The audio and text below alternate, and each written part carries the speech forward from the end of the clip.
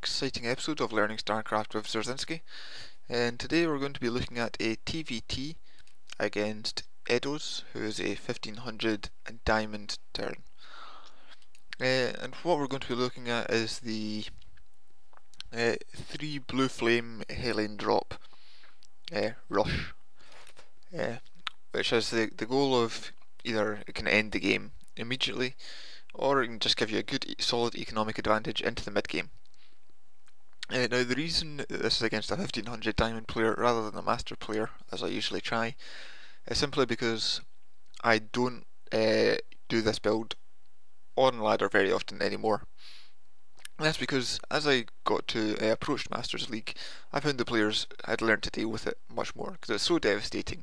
As you can see, my very first step was devoted to preventing Hellions getting in behind the mineral line. So it's such a powerful build that people become prepared for it as they get better. And you've seen that in my previous video as well, where someone did Blue Flame Hellion rush me and didn't kill a single SCV.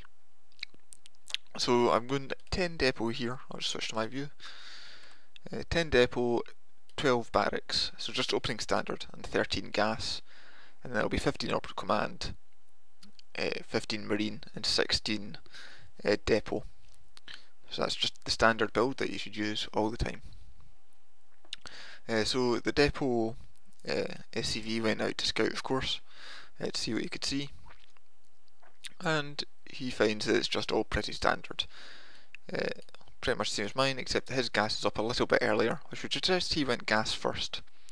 And what this means is that he's probably going for quite a gas heavy opening, so we can bear that in mind for later scouting. And of course, just harassing that SCV there a bit and getting him pulled a wee bit off of mining. So building marines and saving up our gas. There's 15 Orbital Command, the 16 depot. And as noted in the previous video, we'll just be lining up our marines in a line here to prevent any kind of run by Hellions or great damage by Hellions. And as we now reach into 100 gas, we're throwing down our factory. And after the factory, we'll be throwing down our refinery. It's quite important to remember to do that immediately, because it's a very gas heavy opening. You've got 100 for the factory, of course, 100 for Starport, 100 for the Medivac, 25 for the Techlab on the factory, and 150 for the Blue Flame research. So you'll be building your minerals, and your gas will be right on edge. So if you delay even a little bit, that delays your attack a little bit and it'll be a little bit less effective. As you can see, continuing to build our depots behind the mineral line here to try and prevent any kind of Hellion harass from him, and going straight into the Starport. Now the Starport I'm building up in this corner, and that's because this build is quite it's made less effective if it's been scouted. So a lot of players will scan this area here with their third lot of energy, which is exactly what I will be doing. So the next lot of energy will be devoted to a scan to see what he's doing, and that allows you to see banshees or Hellions or anything like that, so that you can prepare and react as fast as possible. The Starport being up here, however, a normal scan won't pick that up, and we'll also be storing our Hellions up there, and so that will allow us hopefully to take him by surprise, which is all important. So we've started our Blue Flame as soon as we had 150 gas. We've got our Hellions building, and we have our Medivac building. And if all goes to plan, we should have the 3 Hellions, the Medivac and the Blue Flame all finishing at around the same time. And that will allow us to move out as fast as physically possible with Blue Flame to get into his mineral line. So you can see that's all quite nicely synced up at the moment. And of course, continuing to build SCVs, continuing to build marines with any spare minerals we have, and throwing down a bunker here. That's just to prevent any kind of rush, attack marine rush or Hellion rush that could take out these marines. And of course, we've got our tank lined up here, because as soon as we have our Hellions built, we want to be having a tank out, siege mode out, and a Viking out to prevent any push in from the front or a drop. and the scan here revealed 3 Hellions, a Medivac, a load of Marines, and something else in production from the Starport, which could be a Medivac or a Viking. You don't really want to assume that.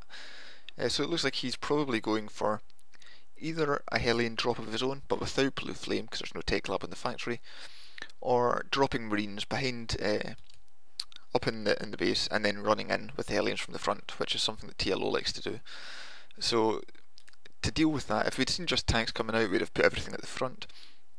Of course, if we hadn't seen Medivacs, but because of this, we're putting the siege tank at the mineral line to protect it from any kind of drop, and we're putting our Viking on patrol up here and our Marines up here to shoot down any Medivac action, and of course a couple here just to prevent any running. Since we had the 3 Hellions, we moved the Medivac out, and where you drop it is quite important. You want to drop it at the corner where it's not going to be seen, and importantly where it's not going to shoot anything. If it shoots anything, it's spotted and it can be shut down quite quickly. So if there had been a depot here, we might have looked up dropping it around here or over here, or if that had failed, either pulled back to drop it later, like now when I saw his whole army coming at me, or in the mineral line itself. Unfortunately, he's SimCity'd up as well, which I didn't notice, and that's preventing a lot of the damage from being done. Of course, my tank taking out here. You can see he deals with this perfectly, pulling in the Marines, dropping the Viking, not running away the SCVs. If you run away the SCVs, they go into line, and you can run straight up to them with the Hellions, and the splash damage in a line, of course, kills everything. So he dealt with that perfectly, and yet still, you can see I killed 11 workers, he only killed 2. And that has given me a, what was that, 16 harvester lead, despite him losing much more in his attack, just because the Blue Flame Hellions are so powerful.